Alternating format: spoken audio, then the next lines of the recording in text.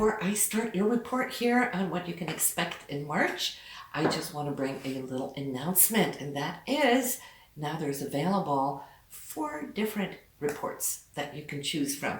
It's the Lover's Report, which can see how you're affecting each other astrologically, right? A synastry chart. There is a calendar, there is a transit chart, which comes up with all the peak dates pertaining to your own personal chart, of course. And then there is the year ahead, starting from the month that you order it. So these are very exciting. It's a collaboration that I'm having here now with this company, and I know him as an astrologer, which has been out there more than 40 years. He's super good. I ordered his reports back in 93, right?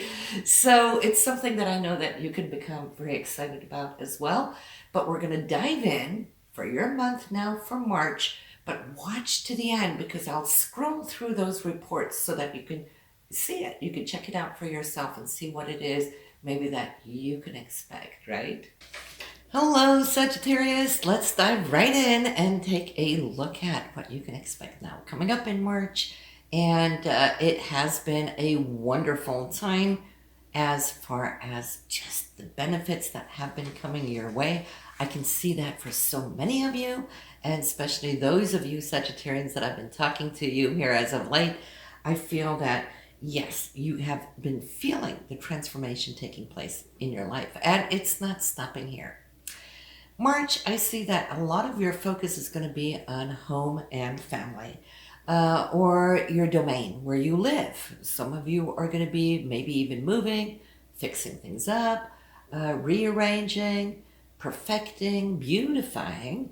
And I say that because Venus is now in this area where you will see that you're just wanting to kind of like improve your living space. New colors on the wall, or a new piece of furniture, new piece of art, that kind of thing can really just make a huge difference. But we have not just Venus, we have the sun, and we have the new moon, and we've got Neptune in this same area. And so the new moon on the 13th, we always talk about intentions, placing our intentions on the new moon, because why? That is how we manifest. And what are you going to be able to manifest now? Are you dreaming about a new home? Wanting to move? Not ready for it yet, but down the road? If that is the case, that wants to be your mantra. I want to make a move to a place, to an area that I'm comfortable with, that's beautiful, all of those things. It's in the sign of Pisces, so you're allowed to really dream and imagine, envision what it is that you truly want, because that power is with you.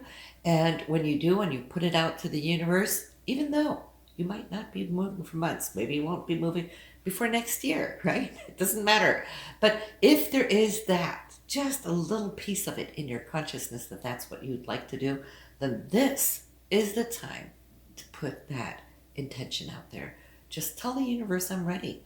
I'm ready to perfect my life, to have home and family in a place that is dreamlike, very Piscean, maybe by, a lake, or by a river, by the ocean. Water is here because of the Piscean influence, right? That's very healing to you. It's also very creative to you when you hear the sound of water, or that you could see it on a daily basis. That would be the perfect scenario for you. We also have communication, and I would like to say, Sagittarius, use it. I'm saying use it. You're in a flow right now where you could harvest things that you've worked for in the long term, or a long, long period. You can take it because you've mastered it, right? Creative skills and so forth. Now that Saturn is in your 3rd house, you've gone through Saturn in your 2nd house, for the last couple of years, your financial situation and so forth, and really kind of looking at how important it is to have security, maybe wanting more security. Maybe that wasn't that important prior, because for you, it's all about just getting to your goals, creating your goals, but money has changed for you, the way you look at money. Now that it's completed that journey and we're into your 3rd house, is all about, okay, I have my values, I have my skills, the knack and the know-how. And I also now recognize that money is an important thing. It's not everything, definitely not, but it is an important thing. Security is.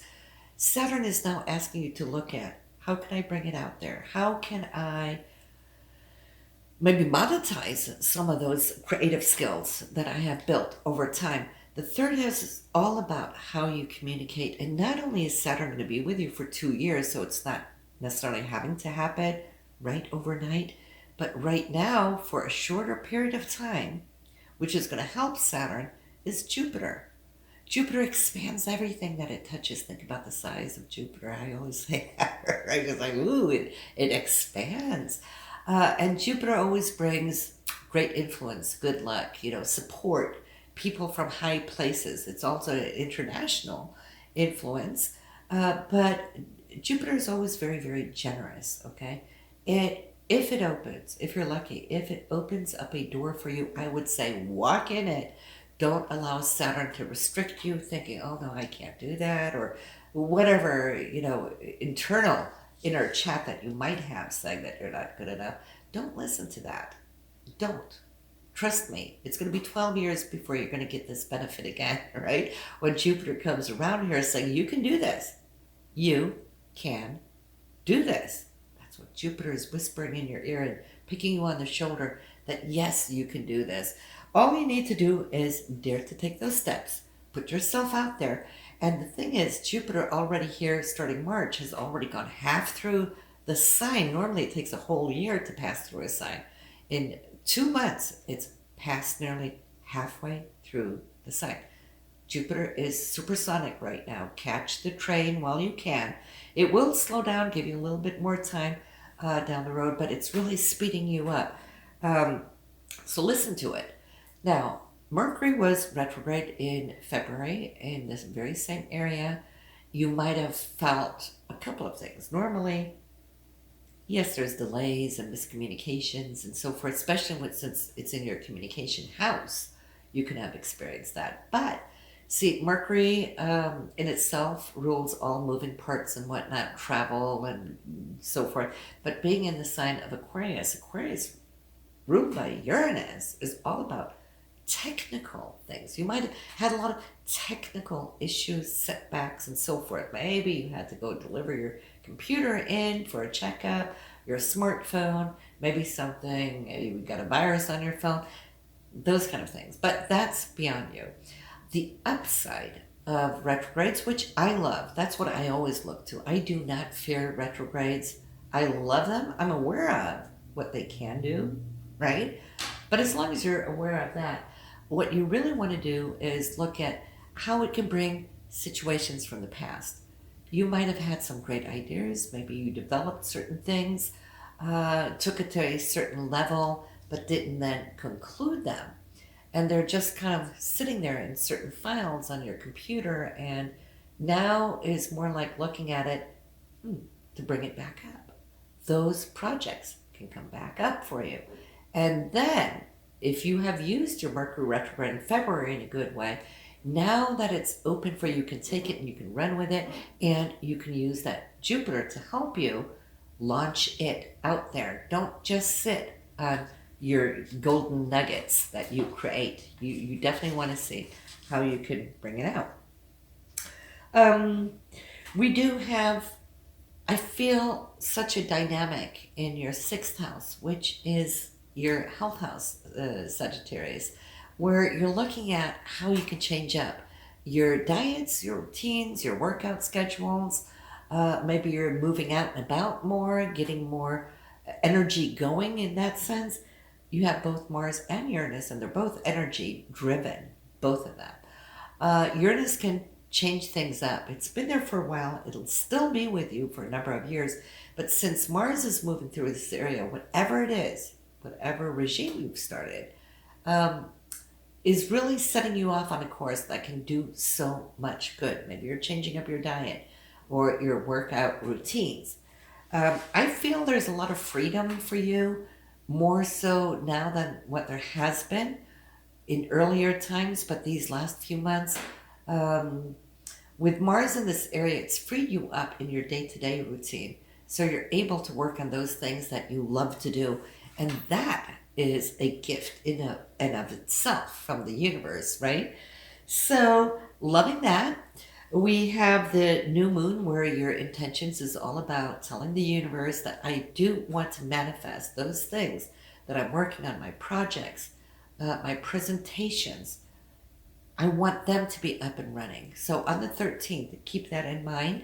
It'll be a year before you get this next opportunity to say that you're wanting to bring it out to a certain crowd.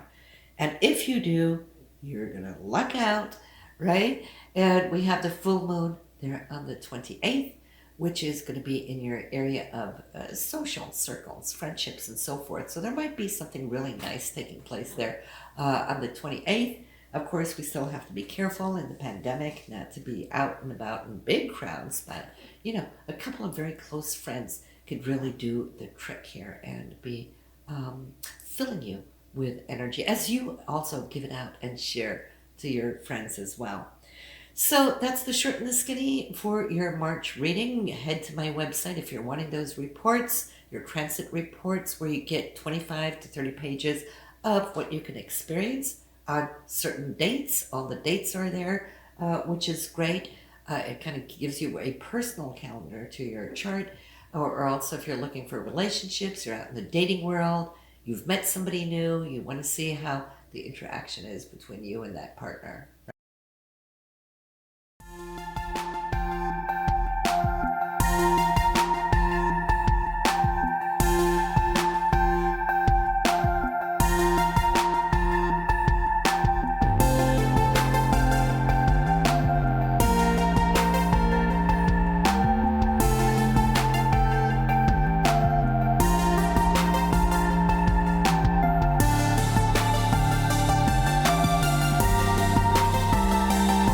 So guys, thank you for watching this